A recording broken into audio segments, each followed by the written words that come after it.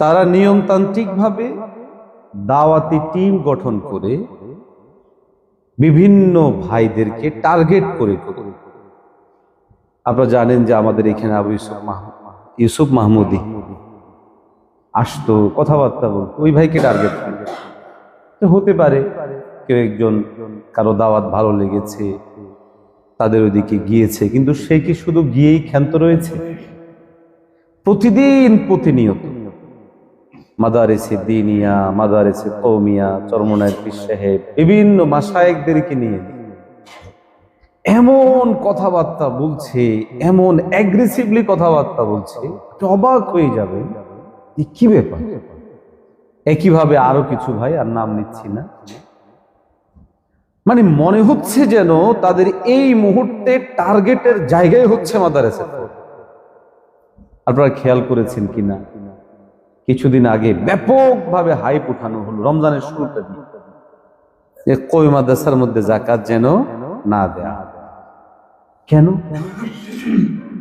এইবার জামাত ইসলামীর ভাইয়েরা কি কওমি মাদ্রাসার সংশ্লিষ্ট লোকদের ভোট পায়নি, সমর্থন পায়নি?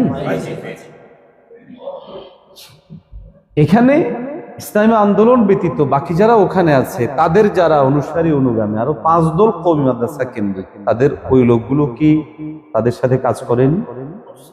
আমি তো একটা জায়গায় নির্বাচন করেছি, আমার আসনের কথা আমি বলছি বিষয়টা ক্লিয়ার হওয়ার জন্য।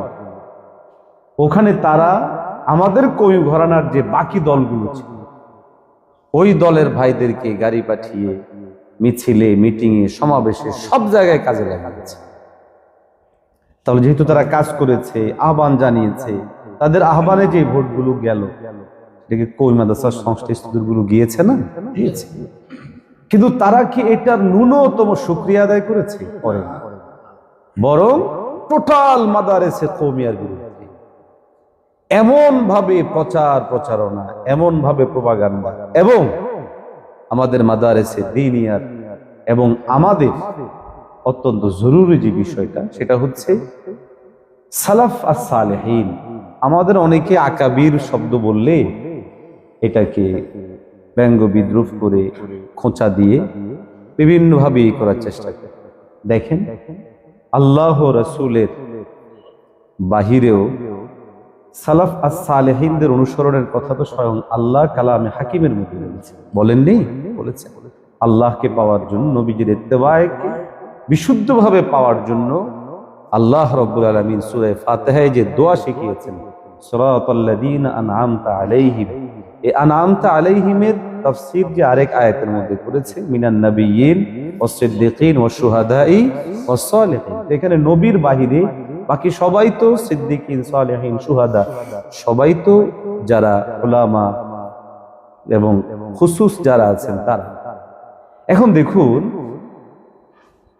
ওই দিক থেকে যারা খুব বেশি কাজ করে অ্যাক্টিভলি, এর মধ্যে একজনের নাম হচ্ছে নোমানি, এক ভাই নোমানি। এত পরিমাণে সে প্রতিনিয়ত, মনে হচ্ছে তার একটা মিশন ভীষণ, যে কওমি মাদ্রাসাগুলোর মধ্যে জামাত ইসলামীর বিষয়টা আনা, কওমি মাদ্রাসার যুবকদের মধ্যে, তরুণদের মধ্যে তাদের দলভুক্ত লোকজনকে তৈরি করা।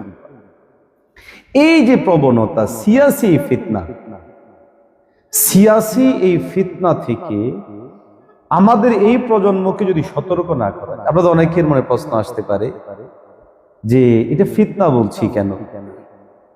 আমরা একটি ইসলামী রাজনীতির কথা বলি, তারাও একটা রাজনীতির কথা বলে। মজার বিষয় হলো কি জানেন, 24 পরবর্তী এই সময়টাতে, বরং আরো আগ থেকেও আমি মাঝে মধ্যে অবাক হই। চরমনায়ের মরহুম হযরত রহমতুল্লাহি আলাইহি, আল্লাহ পাক ওনাকে জান্নাতুল উচ্চ মাকাম দান করেন, তিনি যখন বাংলাদেশ জামাত ইসলামী দল নয় বলেছিলেন, তখন আজকের দিনে যে শক্তিশালী দলিল তৈরি হয়েছে, এরকম কোন দলিল আমি জানি না ছিল কিনা, কিন্তু এটা ওনার ফারাসাত ছিল। আজকে জামাত ইসলামী আমাদের সাথে নৈতিক যে ভিন্নতা, নীতিগত যে দূরত্ব, এটা বোঝানোর জন্য আপনাকে মওদুদী সাহেবকে টানতে হবে। বরং আমি গতকালকে ডাক্তার আব্দুল্লাহ মোহাম্মদ তাহের সাহেবের একটা বক্তব্য দিচ্ছি, যেখানে উনি স্পষ্ট বলেছেন যে আমেরিকা, পশ্চিমারা সহ সবাই এখন নিশ্চিত যে আমরা একটা মডারেন ডেমোক্রেটিক অর্গানাইজেশন। তো আপনারা এখন জামাত ইসলামী ইসলামী দল কি দল না, এই দলিলের জন্য ওই আমির হেফাজত কি বলেছেন এই বক্তব্য বলা দরকার নেই, চরমনাই পীর সাহেব কি বলেছেন এটাও বলা দরকার নেই, কিংবা মৌদুদী সাহেবের বই থেকে দলিল দেওয়ার কোনো প্রয়োজন নাই। আব্দুল্লাহ মোহাম্মদ তাহের সাহেবের দলিলটাও সামনে উনি বলেছেন। এর চেয়েও স্পষ্ট করে আরেকজন বলেছে, আমার মোবাইলে সেই ভিডিওগুলো আছে। বাধ্য হচ্ছে এখন বিষয়গুলোকে সামনে আনার জন্য, এবং এই বিষয়গুলোকে আনা জরুরি। কেন? আমাদের প্রজন্মের বিশাল একটা অংশ আমরা এই ধোঁকার মধ্যে পড়ে যাচ্ছি, এবং ইসলামী রাজনীতির রূপরেখা বলতে জামাত ইসলামী এই ইসলামী রাজনীতির রূপরেখা, এবং এর চেয়ে উত্তম কোন সংগঠন নাই। এই টাইপের একটা কথা, এই টাইপের একটা বয়ান, এই টাইপের একটা বিষয় সামনে আনা হচ্ছে, যার জন্য আমাদের ভাইদের কাছে বিষয়গুলো সাফ হওয়া দরকার।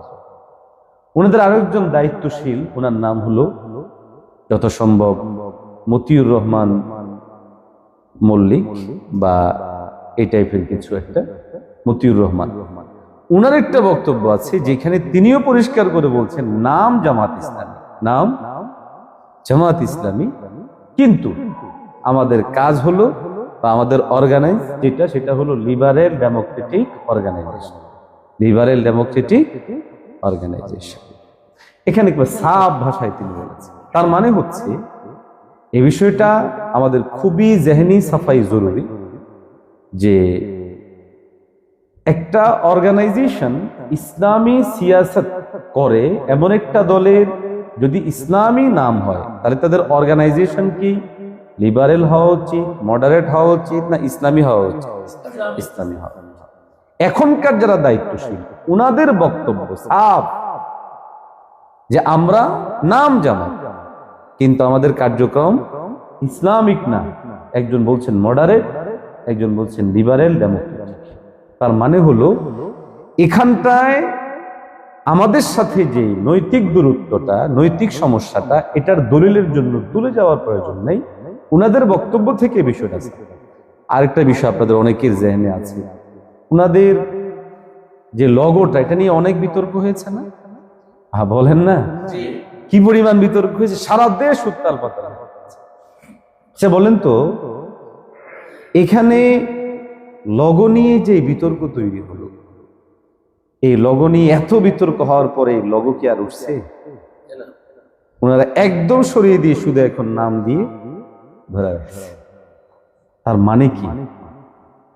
ব্যাপারগুলো আমাদের খুব গভীর ভাবে বোঝা জরুরি। কেন এই শব্দ চয়ন করা হচ্ছে, কেন এইভাবে করা হচ্ছে, এই বিষয়গুলো বোঝা জরুরি। আরেকটা বিষয় হলো শরিয়ার প্রশ্ন, যেটা ওই যে মহিলাদের বয়ান বক্তব্যটা, যাকে ঘিরে আমিরে জামাতকে ঘিরে আজ পর্যন্ত কি উনার জবান থেকে এটা নিয়ে কোনো ব্যাখ্যা বিশ্লেষণ শুনেছেন? শোনা দুর্ভাগ্যজনক ভাবে আমরা হয়তো কেউ কেউ ব্যাখ্যা দিচ্ছি, কিন্তু উনার পক্ষ থেকে এটা কোনো ব্যাখ্যা দেওয়া। আমি এই পয়েন্টটা, এই বিষয়টা আপনাদের সামনে এই জন্য আনলাম, বর্তমান সময়ে আমরা একটা সিয়াসি ফিতনার মধ্যে পড়ে গেছি, রাজনৈতিক ফিতনা।